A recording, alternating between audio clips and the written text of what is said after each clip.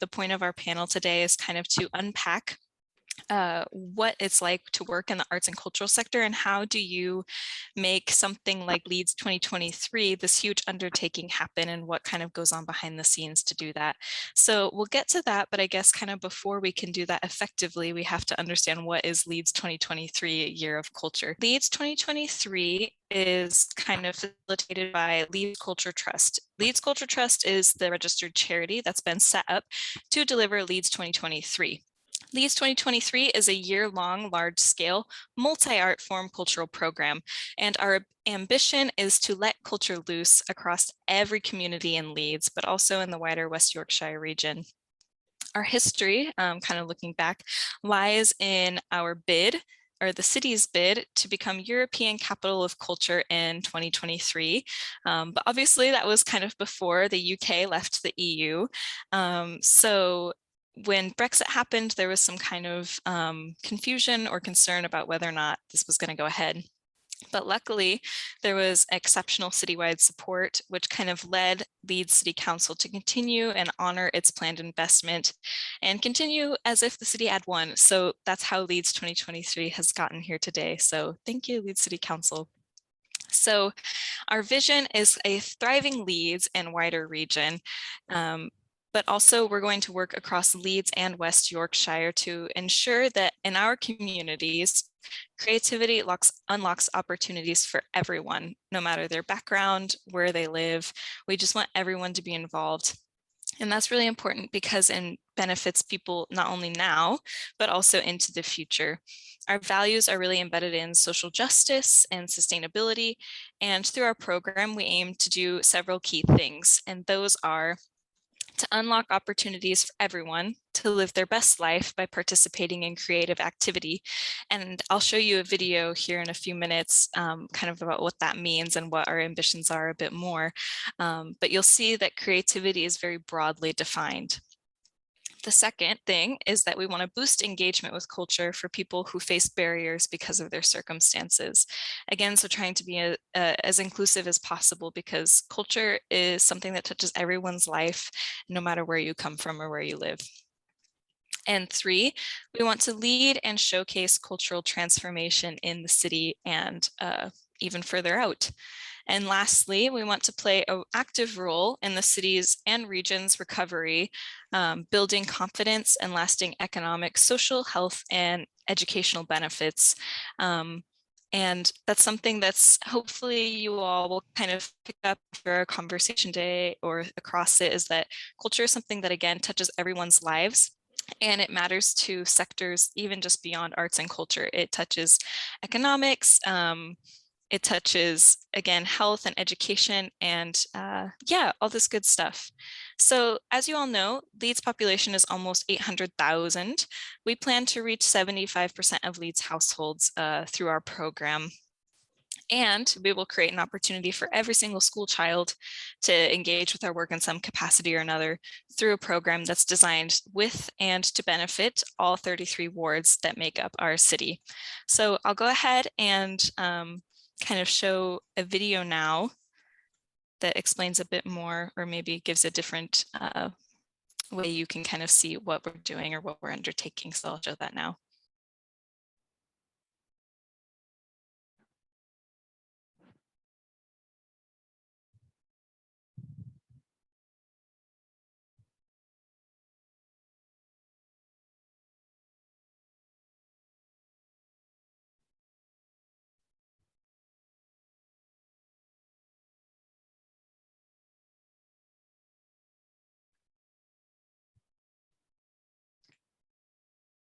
Dorian, I think you might need to unmute yourself so we can hear. Oh, I'm sorry, have you not been hearing it? No. You need to share audio as well as screen. Oh, okay, I'll do that again. If there's anything, just wiggle your hand if it's not playing music.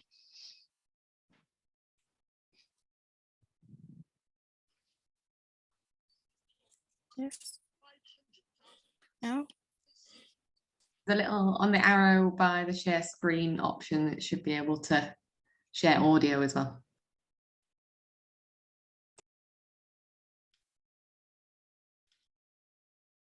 You might need to stop sharing, share again and click share audio.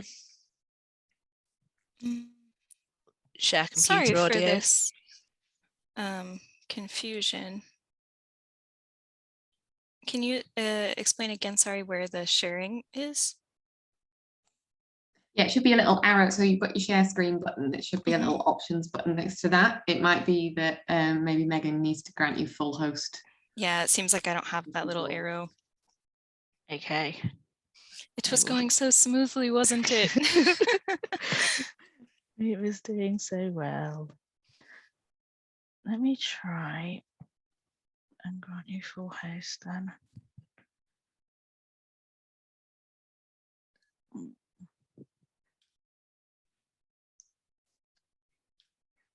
I can see it when you click share screen at the bottom of that window that pops up, Dorian. There's a little in the Dorian, very you're a co-host bottom now. left-hand corner. There's a little share sound tick Okay. box. But you should be a co-host anyway now. Okay, let's try this once more, shall we? Apologies. It's all right. Sorry to everyone else.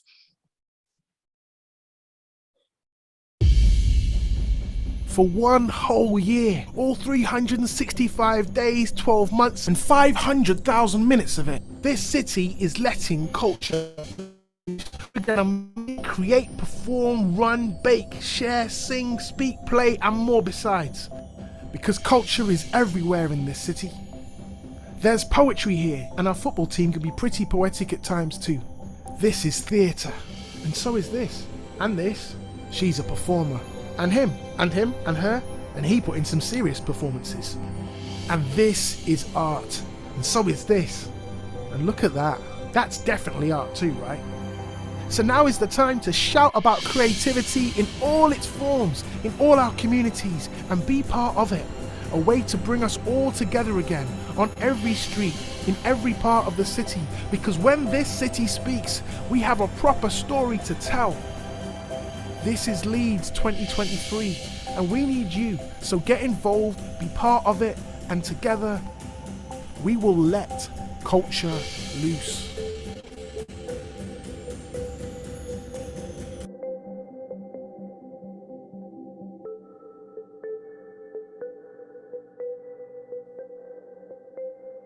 Brilliant. So through that video and probably the words I was mentioning before, you can tell we've got some really big ambitions for 2023. And I've no doubt we can achieve it, but that also means that we have to have a really good action plan to actually deliver those things. Am I right? So we plan to deliver it this way. So we will have 12 signature events taking place across 2023. At different intervals, approximately one a month, but give or take a little bit, yeah. But in addition to that, these 12 signature projects will be surrounded by an eruption of creative programming with hundreds of partners, both local and international. And we really want the program to celebrate all forms of culture in Leeds and to really celebrate and dig into the diversity of this area that we all know and love. So basically, our program is kind of broken into 3 seasons, as we like to call it. The first kicks off in January and runs through the spring, and that's called the Awakening. That's followed by our summer season, which is called Playing, because summer's a very playful, fun time, yeah. And there'll be lots of playing during that period as well. And the final season is called Dreaming, and this is autumn. And this is kind of about dreaming about what our ambitions are for Leeds going forward and dreaming of what's next. So it's really exciting time to be involved. So I'll go ahead and just jump back to the start here, because now I think is a good time to jump into the point of why we're actually here today. And what we're here today to talk to you all about is kind of the people of the future, you know, what kind of work goes on behind the scenes to make this year of culture happen. And of course, it takes a village. And unfortunately, the whole village is working today. So we could only get a handful of people here to join us. But even so, the handful of people that are here with us today are really instrumental in making Leeds 2023 a success and making everything happen. So thanks them for taking time to join us. And I want to go ahead and take a few minutes now for each person maybe to introduce themselves and give their name, their role at Leeds 2023 or their job title, and kind of just a quick overview of what their job essentially is. So I can kind of start by example, but then maybe we can follow on with Megan and go from there. And each person will just pass to the next, just so we're clear. So again, I'm Dorian Sheets. I'm not from Leeds, as you can tell by my accent, but I really love it here. I am fundraising assistant at Leeds 2023, and I work within the development department, which is that to say fundraising, basically. I work mostly with trusts and foundations, applying to grants and trying to communicate to them what our missions are, what our ambitions are, and how we're going to do it. What are our programs and projects to get them excited and see if they want to jump on with us and support us in making those things happen. So that's kind of what I do. I'll pass it to Megan to go next. So I'm Megan, I'm Skills Development Officer at 2023. So I look after all the upskilling, all the opening people's ideas up to working in the creative industries in their broad sense, and also part of ensuring that once we've got everyone awake to culture and excited them about it, that there are opportunities for them to go into once 2023 finishes as well. I'll hand over to Carolyn. Thanks, Megan. Hi, everyone. I'm Carolyn. So I am the Creative Learning Programme Manager. So my job for the year is to plan and deliver an exciting schools programme alongside the main artistic programme. So making sure that there's an opportunity for every child of school age to get involved in this fantastic year of culture. And I'll pass on to Kat. Hi everybody, my name is Kat Boone. I'm one of the producers here at Leeds 2023.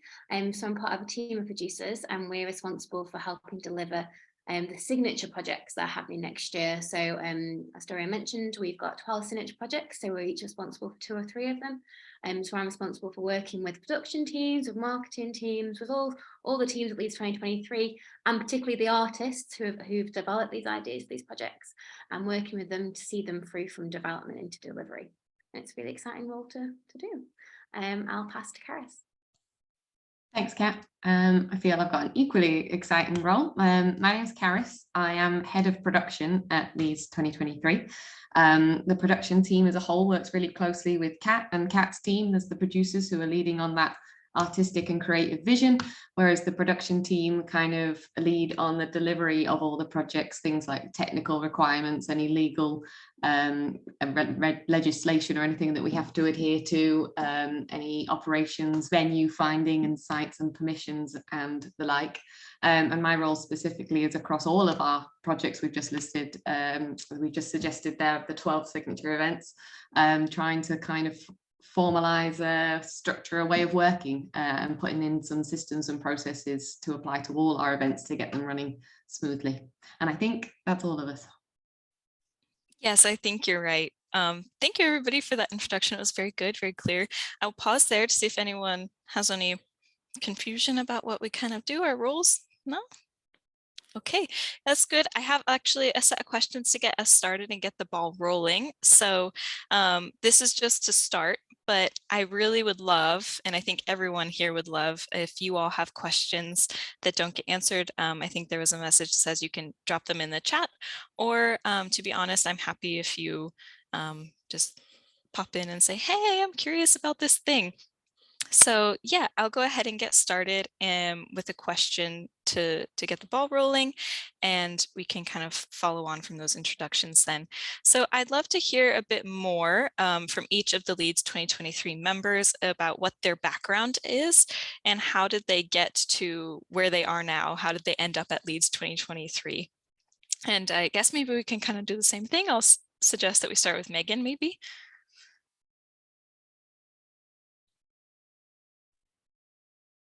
Sure. So I started out as a drama teacher and then after a few years of that, I moved off into working in employment and skills and supporting predominantly adults with learning disabilities into employment. And then more recently, I've been involved in working with a whole range of people, 16 plus, into education, employment and training, and coaching them to move on to their next steps as well. And then I was asked if I would like to maybe do this, which I'm very, very pleased to be back in a creative arena and being part of Leeds 2023 and having a slightly different lens to what I'm doing and looking at the skills for the creative sector. Yes, are we heading to Carolyn then? Yeah, makes sense to do that same order. Thanks, Megan. So drama was also my passion. So drama was my favourite subject at school. I went to drama clubs out of school and then went to do drama at university. And then, like Megan, I also was a drama teacher. So I've been a drama teacher for 10 years, just until literally 4 months ago, when I made the really bold step actually to leave my current school and left a job I did really love and really enjoy, just to do this really exciting opportunity, which is to bring together sort of my passion for education and arts and culture and what that means for schools and for kids in school, to then work in a slightly different area. So now I'm working in an arts organisation rather than a school, and it's sort of bringing together what I'm passionate about, which is drama education, arts education, but also it's a chance for me to learn a lot of new skills as well. So I'm sort of on a new learning journey myself about what it means to work in arts and culture in a different style of organisation. So as Megan said, it's really exciting to be in this really creative arena, and I'm having a lovely time. I'll pass to Kat. Hey. It's a great question. It feels like a long old journey for me. So I wasn't a drama teacher, but I think my background actually was originally theatre. So when I was at uni doing English literature, I sort of fell into writing for the Film Society and writing plays. So from that, I started making theatre with friends, and that took me and ended up working in a theatre doing admin, and then I sort of worked my way up for a programme that's starting there into a kind of producing role over the years. So my background's kind of mainly in theatre, but then moving into particularly the arts in communities. So working with the communities to make decisions about art and culture and how you can work with groups of people to kind of bring culture into their everyday lives. So that's kind of my background really, and I was doing that for quite a long time back in my hometown in the Midlands, and then saw this amazing opportunity to kind of work on a bigger scale in a different city with some amazing artists. So I jumped at it, and yeah, that's where I've come from. Karis? Aces. Also not a drama teacher, but definitely have my roots in theatre. As I was kind of at school and at college, I was in a lot of Amdram groups and very much doing a lot of theatre outside of kind of school and the curriculum, which led me to go and do a degree in drama and theatre practice at University of Hull. And I just happened to be incredibly lucky that my graduation year was the preparation towards Hull's UK City of Culture 2017, which I made the bold, if not brash, move to apply to be involved in that team, and was very fortunate enough to be brought into the production team there as a junior production manager, from which I met an amazing group who, similarly to Kat, this group called Back to Ours did a lot of work with communities and just really realizing the value of arts and culture in community spaces and taking arts and culture outside of city centre theatres and out into community groups, and encouraging touring professional work to go out into unusual spaces such as school sports halls. The amount of school sport halls I've made into a circus rig is quite fun, but that group was called Back to Ours. And after that, I actually went to go and join the Coventry UK City of Culture 2021 team, and I've been there for the past couple of years, which was amazing. I met loads of new people there. And now, yeah, back up in the north where I like to be for Leeds 2023 in this role as head of production here. And that's me. Oh, that's brilliant. I realized that I did not go, so I will just briefly go. So I studied uni back in the US. I studied anthropology and history, so a bit more like social sciences type focus. And I knew I wanted to pursue a higher education beyond just my bachelor's. So I decided to move to the UK to study applied human rights. So I was studying that at the University of York, but I just graduated actually in September. So upon graduating, I saw this work with Leeds 2023 in Leeds. And I thought to myself, although I've studied human rights and a bit more of the social sciences context, I think when I saw the listing for the job advertisement, I knew it was personal to me because I'd grown up with the arts. I grew up in doing theater and show choir, which is basically like if you take dance, like a musical, and choir, like, and they have a baby, that's show choir, right? So I'd done that, and I'd done musical theater, and I grew up attending like museums. My mom worked in a historical society when I was young, so I'd always known that kind of culture and charity-based organizations were close to my heart somehow. So I really jumped on the opportunity. I had no background in fundraising at all. I'm completely new to it. So I'm really thankful that the team has taken me on board, and I've been learning a lot since I got here in September. And I'm really happy to be here and to be working with such an amazing group of people who are so determined and passionate to make this happen and make it accessible to everyone across the city. I think it's really admirable. So that's kind of a quick overview of my background. And thank you to each of the other Leeds 2023 staff to share theirs as well. That was really cool. So another question, I guess, to kind of go along with this strand, if you will, is that for the arts and cultural sector, kind of breaking into it, what is more important? Is it education, or is it the experience that you can take with you when you're coming into a role or you're trying to break into the field? So yeah, again, is it education or is it experience? So I will take that question to Megan. And while I kind of reflect maybe for me, which was more beneficial. I think it's going to be a mix of both. And I don't think the education has to necessarily be a university education and that direction. I think it's very much the opportunities you take, the things you put yourself forward for. And there's a big bit of taking chances, I think. So I think that would be my take on it.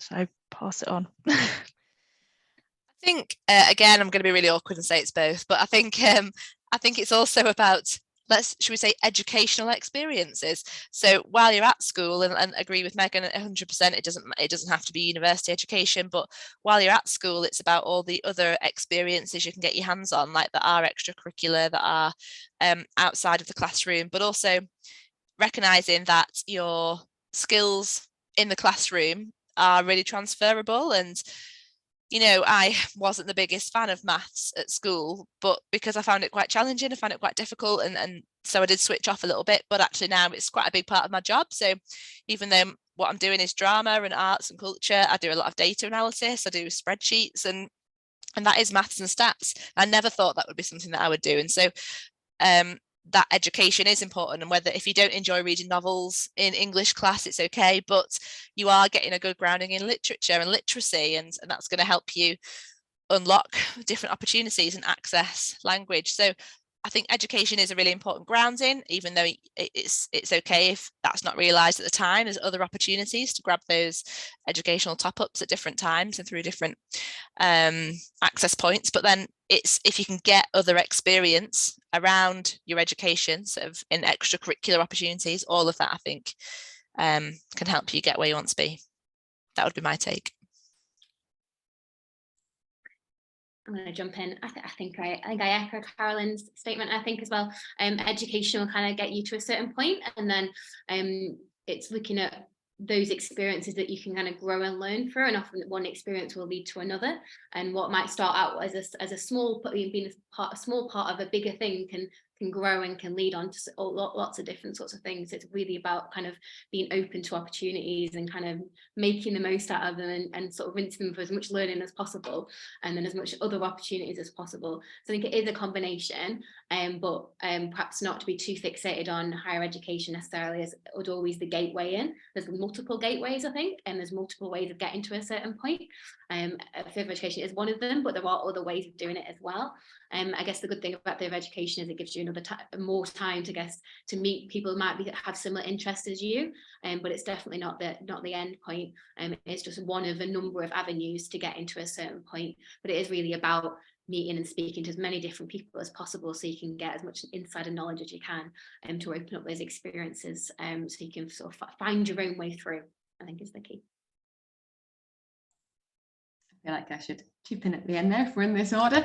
I completely agree with everything everyone's just said. I am going to say it's a bit of both, and I'm going to definitely kind of agree with Kat and go off the back of that in terms of I think the joy of these kind of roles in arts and culture is there is no one way, no one kind of gateway in, as Kat said. Like we work with so many people in the Leeds 23 team who've come from all different kinds of backgrounds, and you always find that each project from one to the next is so different and requires so many different skill sets that actually the more kind of variance you get in any one project team, the better in terms of their previous education skills. And, you know, for example, there's somebody in the production team we've got who actually has a degree in kind of sustainability and environmental impacts.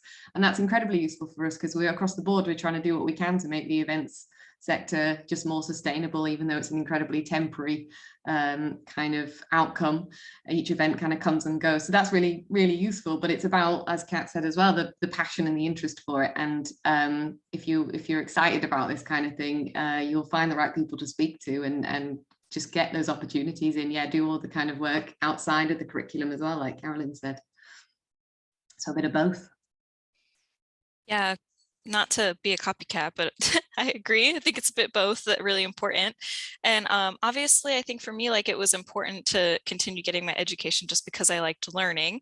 But that doesn't mean that you can't learn outside of a traditional education institution, right? Like, I think part of the reason why I'm really enjoying Leeds 2023 years because I'm always in a process of constant learning. And I think probably everyone else will agree as well. Like, you're always being challenged to think in new ways, or you're identifying a problem that's difficult and you have to think of an innovative way to solve it. So although education was important to me, and I think it certainly helped me to get where I am, and it's opened a lot of doors, I agree that it doesn't have to be in a traditional setting that education is applied, or that you explore education as a tool to get you where you need to be. And actually, I would say in terms of getting this job that I am in now, it was more about the experiences that I got alongside my education that made me a good candidate for the gig, basically. So for example, in my undergrad, I had the opportunity that instead of taking some classes, I could get course credit for starting a nonprofit. But along with that, I got some experience of asking people for money, you know, saying, hey, I'm doing this really cool thing, like, would you fund it? And that was really good experience that basically has set me up for me to do the work I am now, even though it was kind of an interesting blend of educational and experience-based work. So I think definitely, kind of to echo what everyone else has been saying, or to reiterate it, get your hands on as much as you can, whether it's education or experience-based work, or some unique blend of both, even if it's kind of like self-guided skills learning or experience getting, or learning that you can do independently. I think that that's also really valuable. And again, I think it's all about how you spin it, or how you present that thing you've done, or the stuff that you've learned, and how you can apply that and make it useful to whatever the ambitions of that organization, that charity, or that project even. So yeah, that's really good. And thank you to everybody again for kind of sharing that stuff. I think it's really useful and really interesting, especially for me, like being quite young, to see like other people's trajectories as well. So that's really cool. So kind of similarly, as we're kind of talking about how to get into arts and culture and like the process of getting there, would you guys say it's hard to break into the arts and culture sector? And kind of to piggyback off of that, I guess the second point of the question would be, how do you get your foot in the door or get that experience, similarly to what we've been talking about? So yeah, I'll pass to Megan. Yeah, and we had a question in the chat as well. Oh, good. Sorry, I missed that. No, we've got a couple of questions in the chat, and one relates to this. It was like around gaining experience, and if you're a career changer later in life, how can you gain experience sort of beyond the education side of things, I think, as well.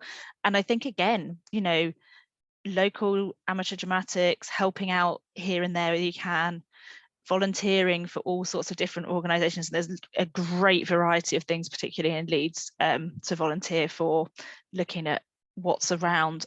Appreciate not everybody can give a huge amount of time. And then I think Dorian hit on something quite interesting about it's how you spin it. It's recognising what your transferable skills are, what you would bring to the role that you're thinking about applying to, and making sure you put that in the best possible light, that you're talking about the skills you've used in your role, how they relate to the next role, and giving yourself a better chance of getting the interview.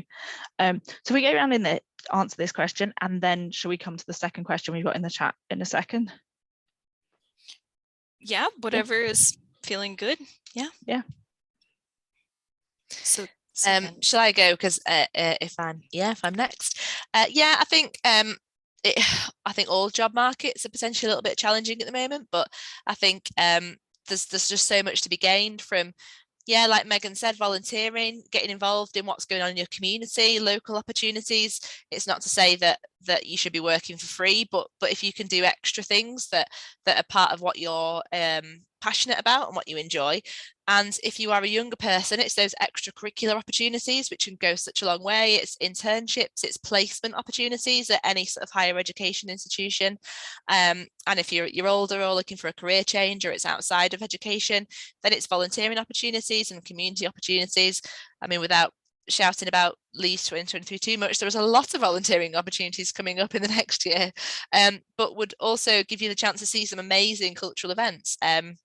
And then finally, again, I just feel like I am echoing, but we're interviewing at the moment for our team, and what is important, I really think, when you're interviewing for a job, is just really recognizing the transferability of your skills. And if you've got no experience in that area, going through a job description and pulling out, what have I done that is relevant to that, and what did I do that is a really good example of that, and do that preparation, and really sell yourself as, okay, I know I haven't done that, but I have done this, and that was similar, and I've learned this, and prepare and rehearse and sell those skills that you do have. And then the other thing I would just say is, particularly post-COVID, there's actually so many amazing free online learning opportunities now. So websites like Future Learn, they have free, so MOOCs. So MOOC is a massive online open course from all sorts of universities, and sometimes they're 2 hours long, sometimes they're 10 hours long, sometimes they're 20 hours long, and you get a certificate. But there's a lot of free learning opportunities out there that could help you upskill and learn about a different sector that you've not much experience in as well. Yeah, sorry to break the cycle, but I have to just echo that. Be a little bit spontaneous here.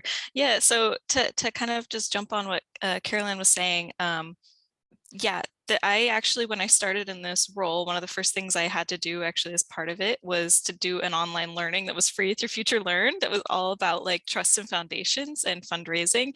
So imagine like if you all, for example, had done that training even before you were applying to a job that you knew you wanted, like that would have made you a shoo-in, right? Even if you didn't really have a lot of other experience. So that's really important and really key, and a really amazing thing that we can all take advantage of. On a completely different note, I actually did like a coding class for girls, and it was free, or for women, but it's just like some free resource that you can use to break into any field you want. And I know that's not arts and culture, but it's the same thing. Like we can do a lot of things if we just take a little bit of time, like an hour a day, to really put ourselves in a great position for future success. So that's really important, but also echoing again Carolyn's point of extracurricular activities, because all the stuff that I did that I think has gotten me where I am now is because of the extracurricular opportunities I took advantage of in my undergrad, but also in my postgrad. That stuff really makes the difference, and it's usually not paid, which is not like super lush, right? But it's incredible experience, and you learn a lot, and you become a better, more well-rounded person because of it. So if you all have the chance to do anything like this, I highly recommend. That's off my soapbox. I'll pass it on to, I think, Kat is normally who's next. Yeah. Oh, it's a good question. So sometimes I think it can be, yes, and I think it depends where you're looking and what I guess your sense of the industry, because there's definitely institutions that exist, the big organizations that we all know of, and they can be hard to get into because they don't always have that many opportunities becoming available, or when they do, you need a lot of experience, and there's a lot of people going for them.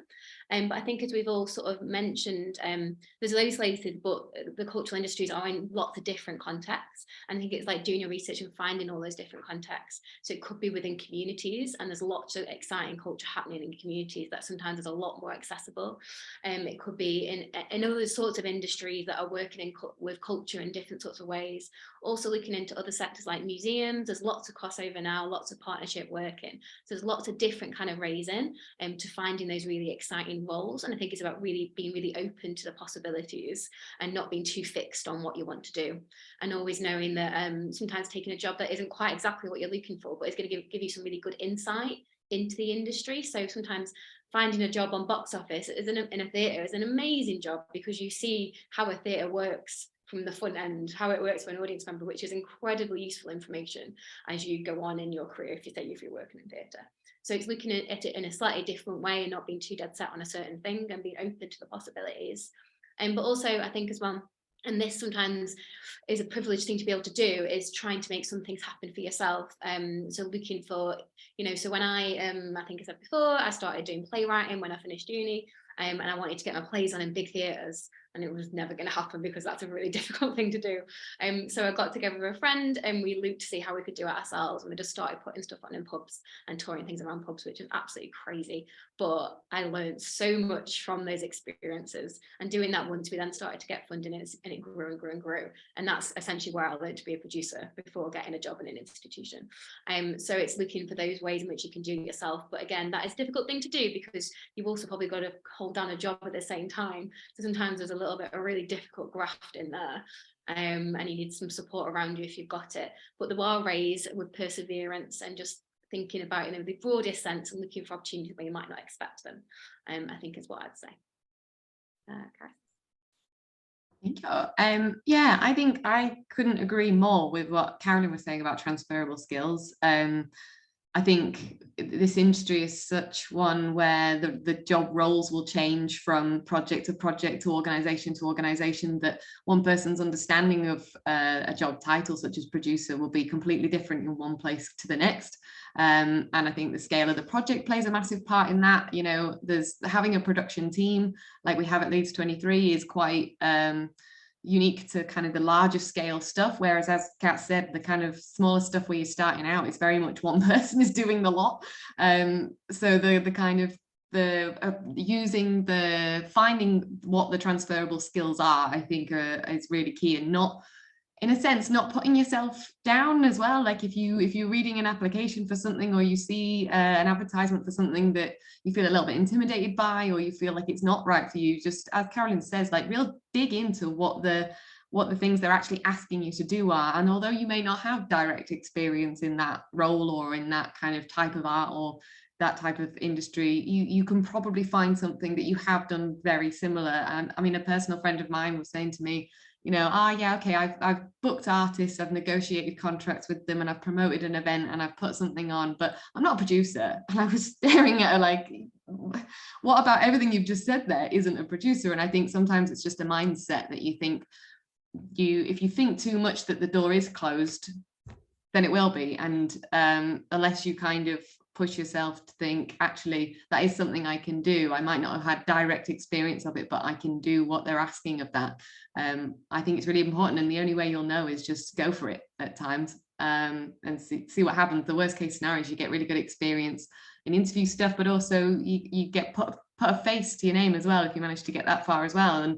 And a lot of, well, I don't know about the rest of the team here if they agree, but I think a lot of the time it's just showing a real passion and interest for it as well. If you're coming across like you really, really want to be involved and invested, then I think you'll go a lot further. Yeah. Definitely. Just one other thing before we maybe jump to the question that was from the chat, is that I think if you're trying to break into a field and it's quite difficult, it can be really helpful to have one person you can count on. So I think just highlighting the importance of mentorship.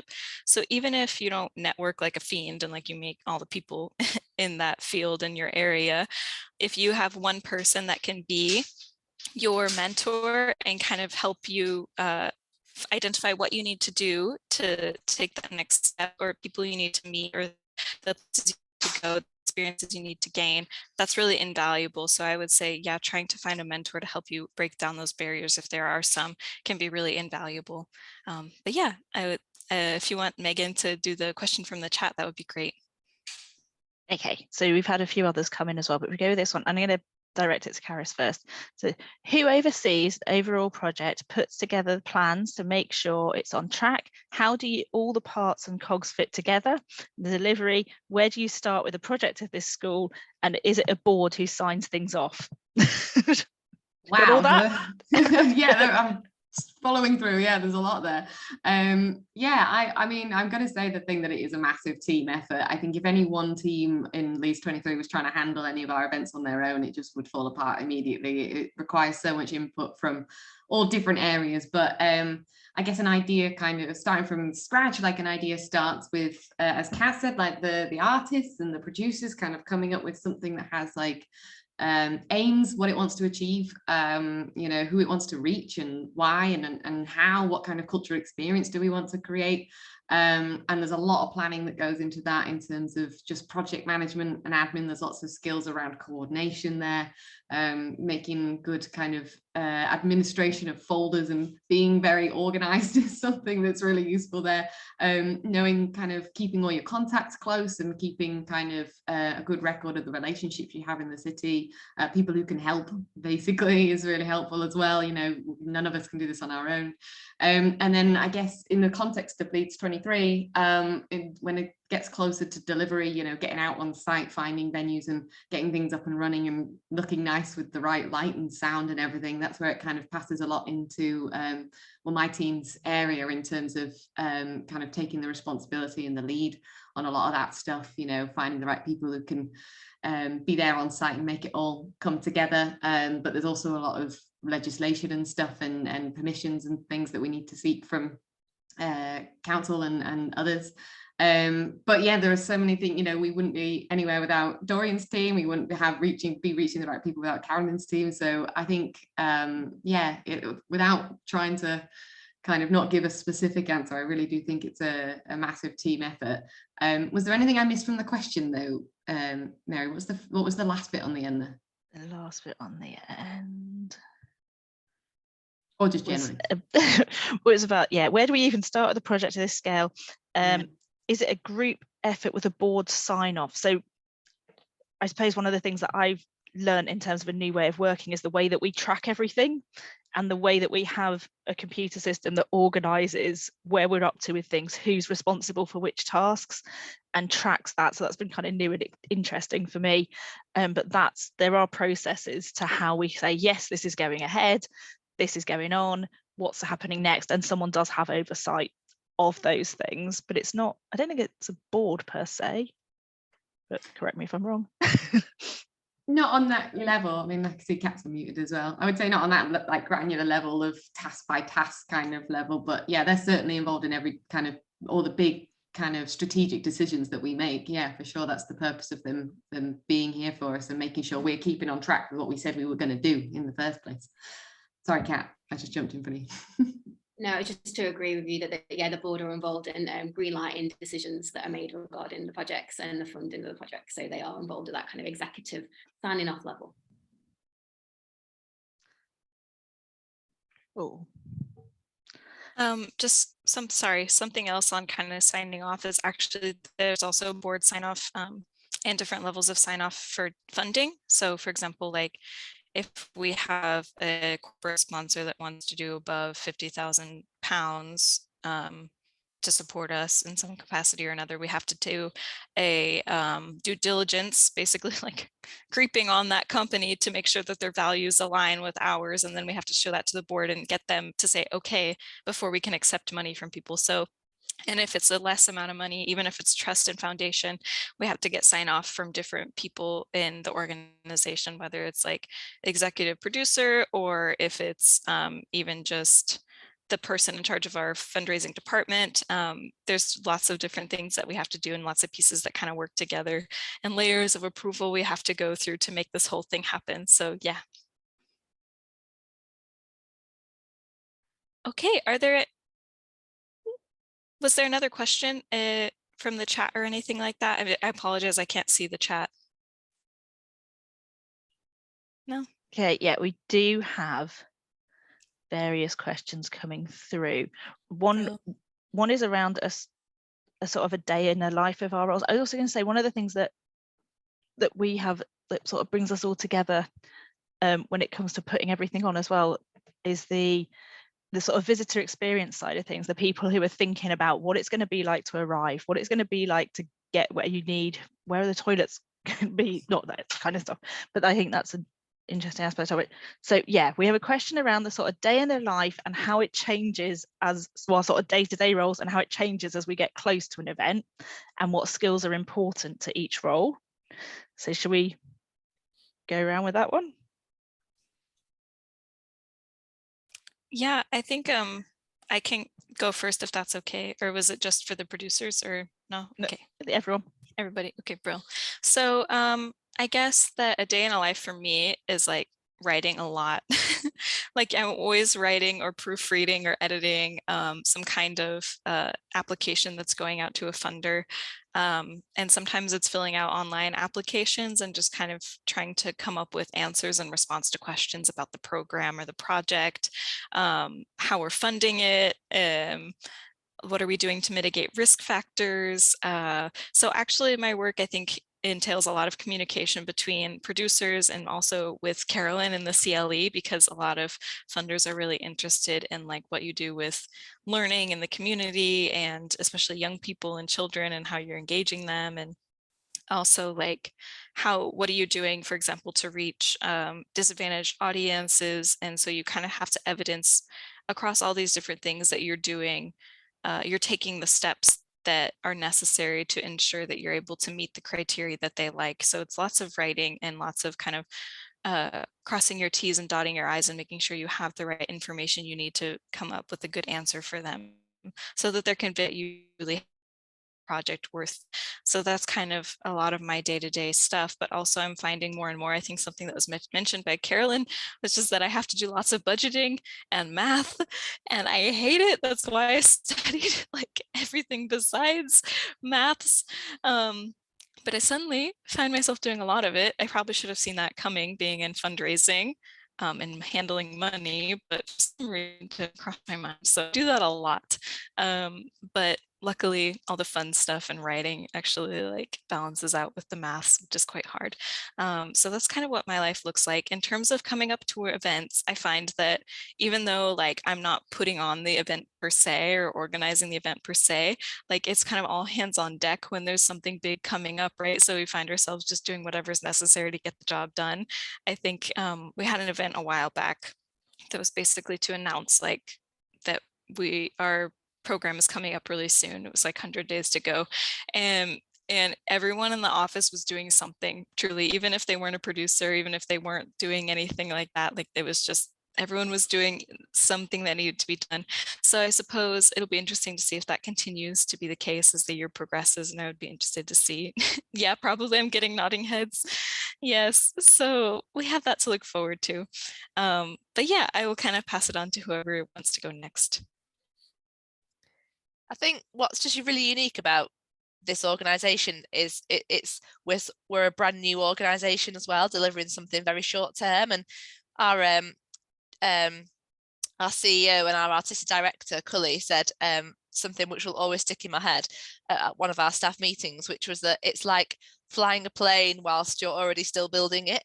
So, and that is how it feels. So a day in the life is so varied, because I think for my school projects, I'm simultaneously planning, delivering and evaluating depending on where that project is up to. And so just today, for example, this morning from 8:30 till 12, I was teaching 5-year-olds. I did 2 punk music workshops with year 1 and year 2 in a primary school, and it was amazing, but absolutely chaotic.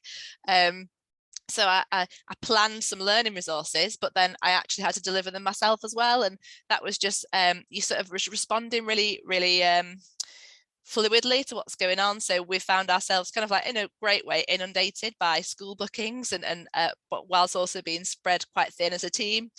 So this morning I was teaching, then I came back and did some number crunching, bit of spreadsheeting, as Dorian was saying, lots of maths, sent a few emails. There's always meetings, lots and lots of talking and meetings with stakeholders, so that their stakeholders means like our partners, various arts organisations we're going to work with, emailing people, receiving budgets from people, checking those over, emailing people back, asking for more information to plan the future projects.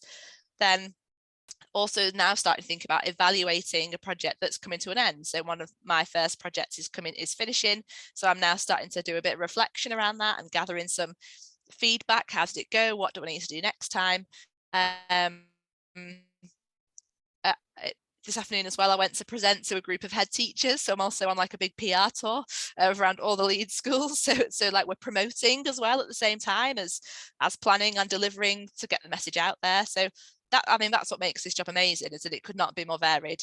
But that, I think that the fast pace of it, I think is not totally unique, but the way we're building it as we're going, I think is something I've never done before. And I can't think of any other real organisation like that. So yeah, it's exciting.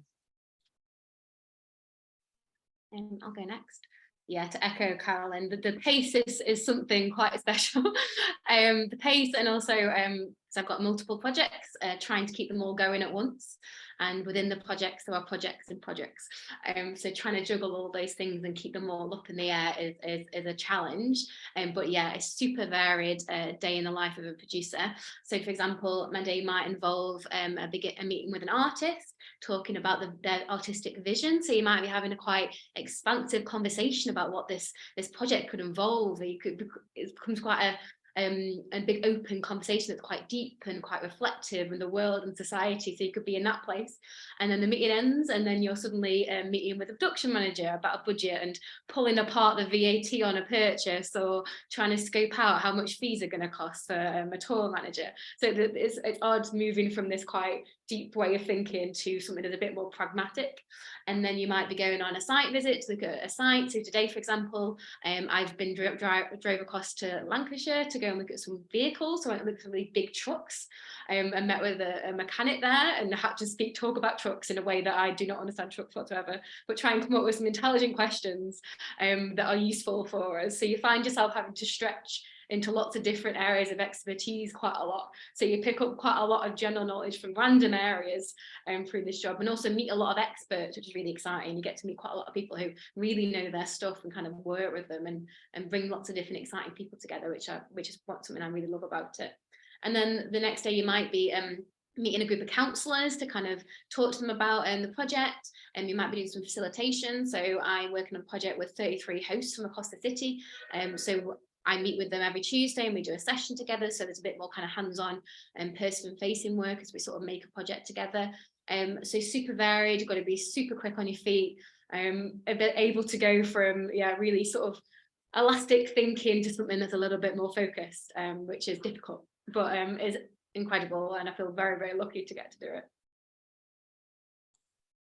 I guess I'll jump in as well in terms of, similar to a producer's day-to-day, a production day-to-day is also incredibly varied depending on the project that you're working on. I'd say especially as Dorian's kind of hinted at as well, in Leeds 2023 there will be, and there is, a direct split, I guess, on what the day-to-day looks like. You're either in planning mode, so you're not quite there with an event, but you're every day, every waking minute of your day in the office is about pulling everything you need together to get that up and running. But then when we're actually delivering events, day to day is out and about. It's freezing cold, it's boiling hot, it's in the rain, it's in a small tent somewhere. It's, depending on what the event is and what you're doing. I think that's what I love most about my job. It's really exciting that when you hear about a new project or you get involved in a new project, you could really be absolutely anywhere in the city centre or far out in one of the wards out in Leeds. You really could find yourself anywhere on a day-to-day basis. But similar to what Cass said as well, in production, I think depending on what the project wants and needs, your day-to-day, you can find yourself looking into things. And again, like we were saying about transferable skills and is it education or experience, looking into things that are always a brand new challenge. Each project and each artist wants something completely different to make their event amazing and unique. And I've definitely found myself, thinking I know what I'm doing, and then I go and meet an artist or a project that wants something I've never done before. I mean, I found a day-to-day as well could be something like go and find a topographical survey of a site, as in finding out kind of all the undulating layers of levels of a site, to looking at construction work and talking to crane drivers and getting them on site, but also then like the next hour I'm researching ice cream vans and what's most appropriate to music license around the city. And I've done all sorts of kind of the weird and wonderful, but I guess I've spoken to a lot of colleagues, but also friends in the kind of production side of events who definitely thrive off that being the case. And as soon as they think they're the expert or think they're kind of in a smooth routine with something on their day-to-day jobs, that's when it gets a bit dull. Who wants to be the expert? You want a new challenge thrown at you. You kind of want an artist to come at you with something absolutely would be amazing to achieve, and that's what's really exciting, I think, about just working in the events and that day-to-day experience.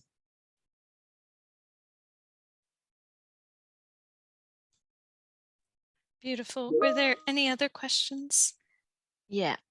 So we have a question around the sort of volunteer and mentorship is where would you look to, if you're a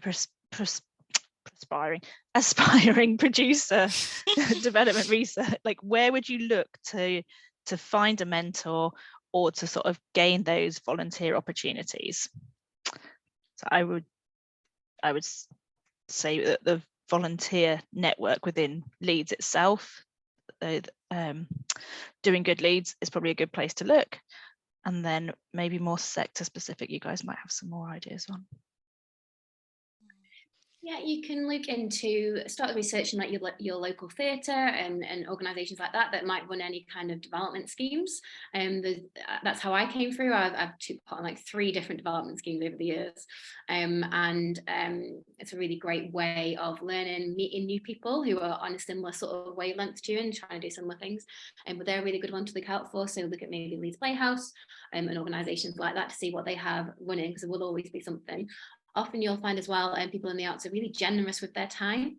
So sometimes it's just about reaching out and saying, can I buy you a coffee and pick your brain? And you'll find people in the arts like talk about being in the arts because it's just a great thing to be part of. So offering to buy someone a coffee and just pick their brain for half an hour, often people are quite willing to do it. People are very busy, so sometimes you have to like, nudge them a little bit. But people are generous with their time, so always look and be confident in approaching people. But yeah, look out for specific development schemes, look out for volunteering opportunities. Just on a really practical sense, something like arts jobs, arts news, that's the main way people tend to advertise for opportunities. There's another network called Arts Admin that run their a newsletter that's a great sort of resource for arts opportunities as well. Join any like local creative Facebook groups where people are just networking and sharing opportunities. That's always a good way to look. Yeah, that's it. I completely agree with everything Kat just said. Sorry, just jumping in there quickly because I feel like you've just reminded me, Kat, an important thing I missed off when I said about kind of how I've got to this role so far. I say I graduated in Hull University and went to Hull City of Culture. I actually started, I signed up to be a volunteer for Hull City of Culture whilst I was still a student.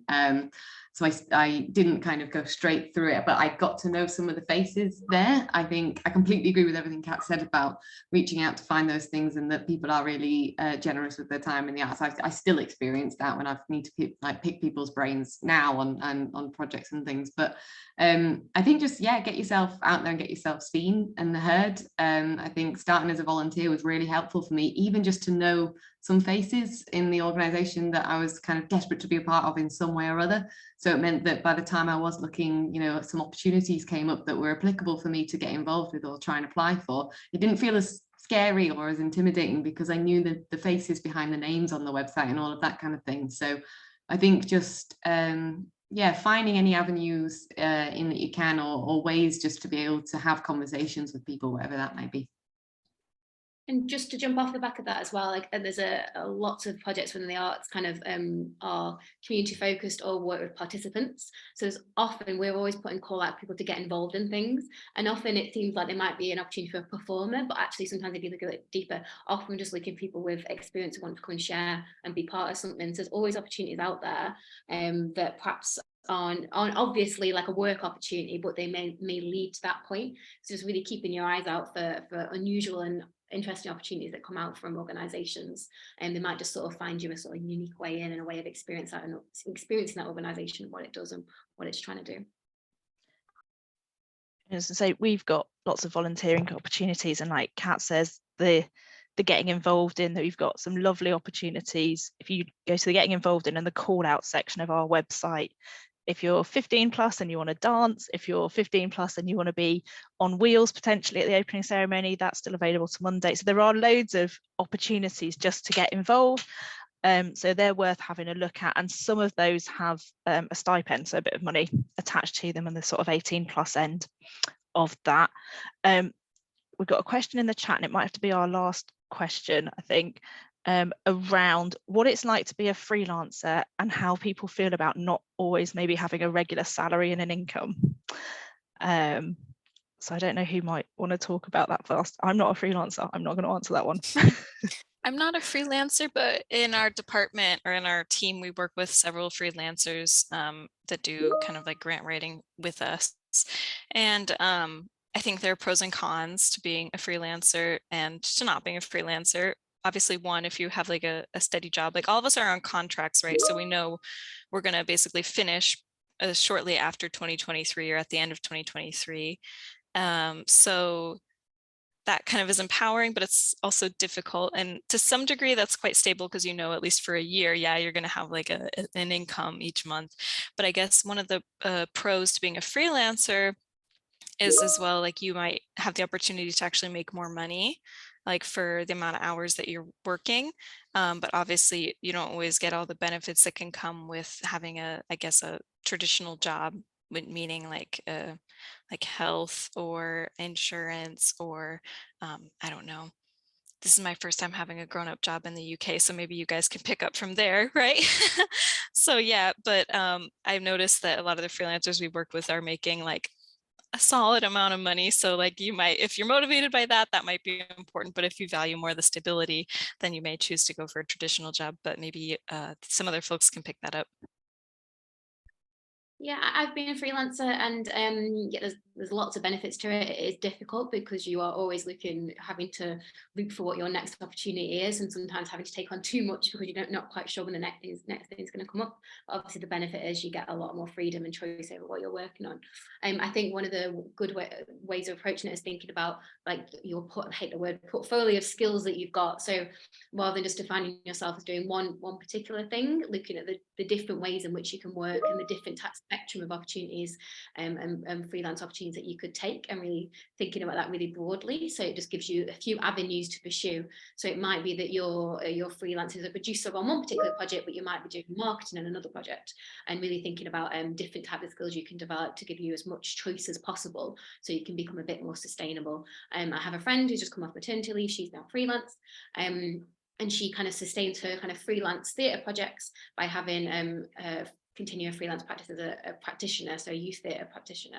So she gets most of her income for that because it's quite regular and there's always something that she knows she can rely on. So she's a bit of stability there, which means she can take a few risks on the other projects that she takes on. So looking for sort of a different range of things that you can work on, and having somewhat a bit more stable is perhaps a good way of thinking about it.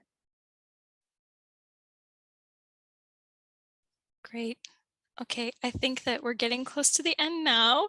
So I guess the one last thing I would say is, like, in addition to those ways that you can get involved that were mentioned by Megan earlier, by dancing and wheeling about, and we also have an early career music promoters scheme going on. So you can check that out on our website as well. The other one big way that, if you're interested or keen on what kind of we've been talking about today or what Leeds 2023 is, the other big way you can get involved is by doing something for the awakening. And that means that we want you to create a ballot and share your creativity, because that means you can do anything creative. You can kick a ball into a circle thing, you can bake a cake, you can cook something, you can paint something. We want you to basically share that with us so you can submit it to us and get tickets to our Awakening event at Headingley Stadium, January 7th. It's going to be huge. It's going to be amazing. It's going to have lights and sparkles and all kinds of wonderful things. Really famous people are going to come. I can't even tell you how excited I am to see how it turns out. But basically the way you can do that is by submitting something creative with us. So I'll just play one really quick video about the awakening, and then we'll kind of wrap up. Does that sound good? Yeah, great.